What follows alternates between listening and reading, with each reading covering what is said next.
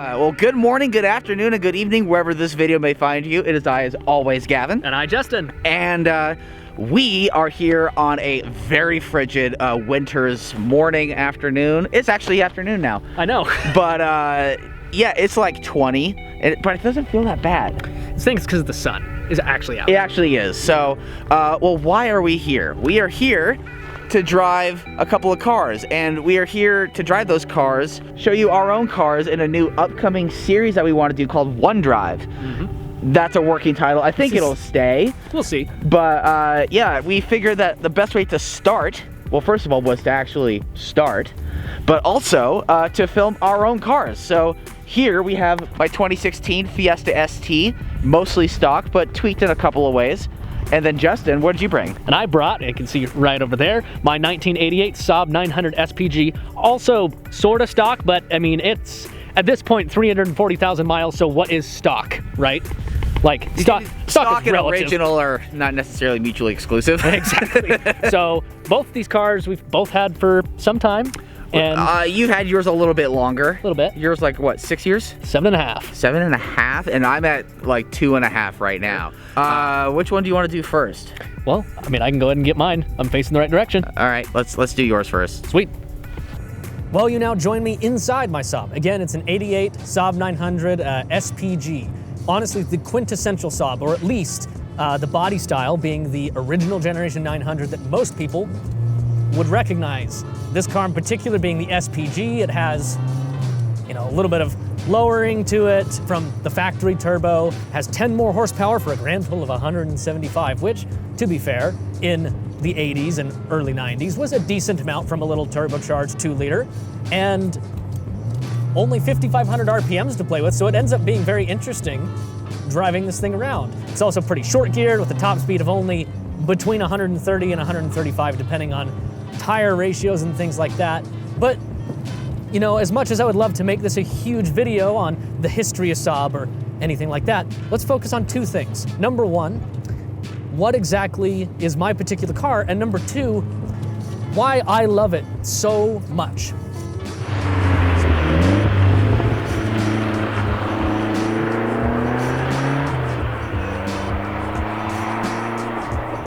So I bought this car in 2015 from a seller over in Boston. I found it after like a road trip fell through, but I had the time off work, and I'd always wanted one of these. I had a friend in high school whose dad used to work at a Saab dealership, and his son, my friend, drove Saabs all throughout high school,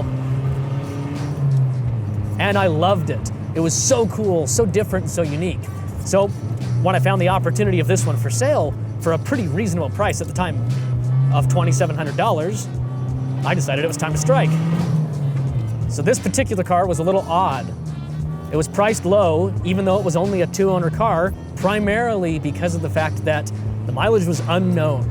But being that I have over 300 pages of documents, I have pinned the mileage at somewhere between 340,000 and 350,000 miles between the miles I put on, and I bought it somewhere around 300,000 after just kind of piecing the puzzle together.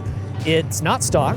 It rides about an inch lower than the already lower SPG springs from factory. It's on Coney adjustable red shocks. It has my lovely 16-inch Super Aero wheels, which came on in 9,000, and they were an option, so they're actually pretty rare and difficult to find now. It also has a little bit of exhaust work done. At one point in time, one of the mad lads of an owner actually had a custom tunnel bored through the side of the firewall so that it could have a legit cold air intake piped in from a completely separate portion of the fender. And it's just had a lot of little things done to it. It's on its original bottom end of the engine, original turbo too, as crazy as that sounds. And it's on its second transmission and second head gasket. On top of that, it's never been repainted. It has never been in any reportable accident, even with all the documentation I have found. And I can't think of something that I love more. So these cars are weird in many ways. The Swedes just think differently than most anybody else, and Saab in particular, having a lot of aircraft engineers at their disposal, thought even more weird than, you know, somebody like Volvo, who's pretty sensible, but still has some quirky things to it. You've got the massive wraparound windshield that's over a foot deep. You have this lovely 5-speed manual, which has some getting used to it and is a little bit fragile. You have to kind of treat it a little nice. You have very definite turbo lag, but because the gearing's so short, you can kind of get around it. You don't feel like you're completely dead, you're just mostly dead. You know, you have 0 to 60 in anywhere from 7 to 8 seconds. With the slight tuning done to mine, it might be closer to the 7 end of that range. It handles great, but not amazing. It's great in snow, but it's, you know, having no ABS or traction control or anything, you're entirely dependent on making sure that forward momentum happens like you want it to. There's a lot of these things. Basically what I'm getting at is, the thing that makes Saab most interesting to me is that there's not one reason to buy this car. On paper, this car isn't the best at anything. In fact, in some things, it's not even good. A little more difficult to find parts for now. It only gets around 25 miles a gallon, sometimes a little higher. It's heavy. It weighs 3,400 pounds, which for how small this car is no small amount, pun intended.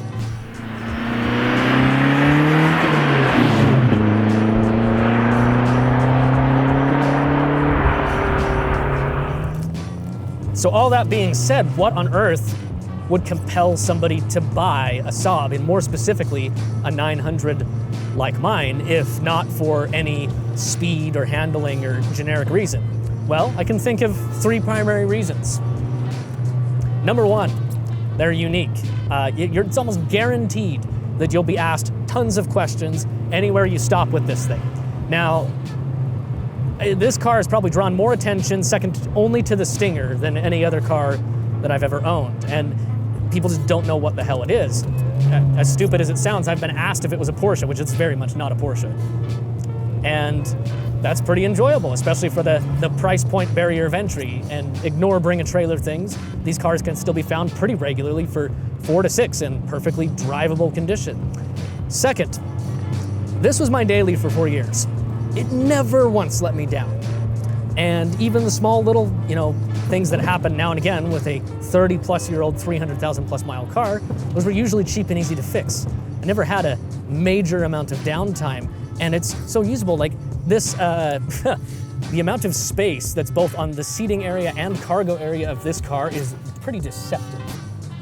You can fit way more than you think. In fact, in this area with the seats down, I have been able to fit 2 whole sets of wheels and tires from my Audis. And those are 17, so they're not huge, but they're also not small. They're not tiny. They're not these little 15-inch donuts or anything like that. You can really utilize this thing.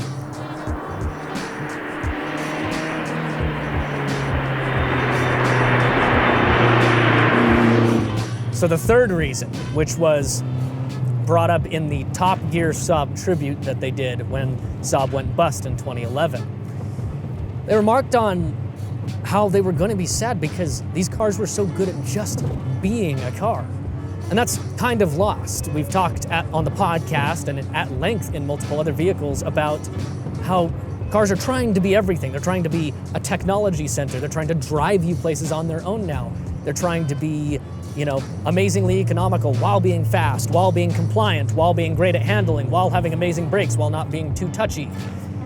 While that sounds great, there's a bit of a pipe dream that goes on there that ends up spoiling the recipe. Yes, it is much more difficult to make, a car mechanically do all those things, but somehow, I think the Swedes landed on what I believe is one of the perfect mechanical sweet spots, where it does kind of do all those things, but it doesn't do them in a way that interrupts anything else. It's mechanical without feeling intrusive. It's comfortable without completely ruining its ability to go around a sweepy corner. It's economical without losing every ounce of power it could have.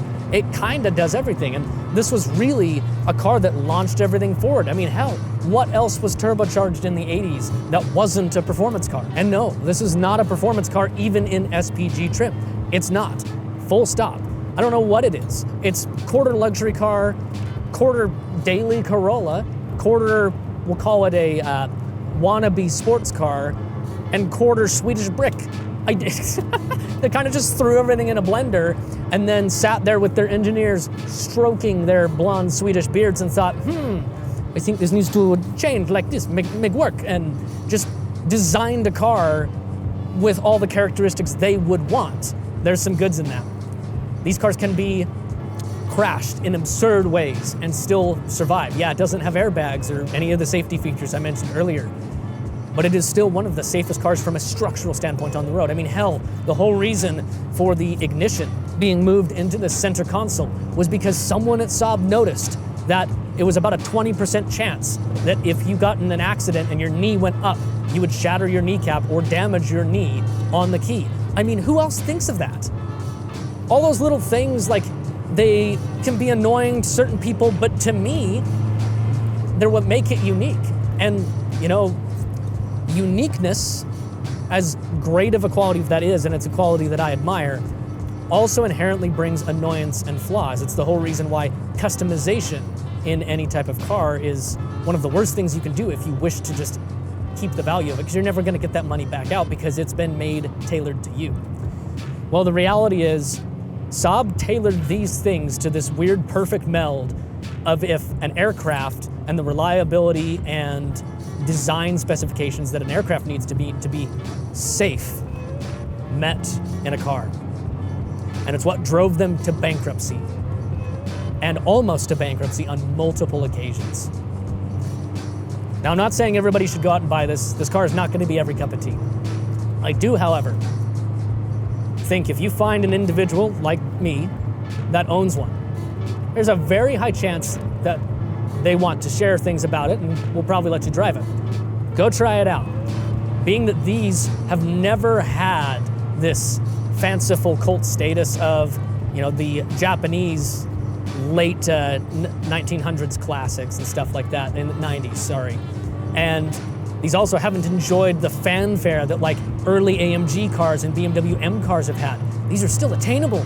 There's something fun in that, and I definitely think that you all should go try it, because as many of the flaws as it may have, to me, that has done nothing more than make it even more human and likable. Bye-bye now.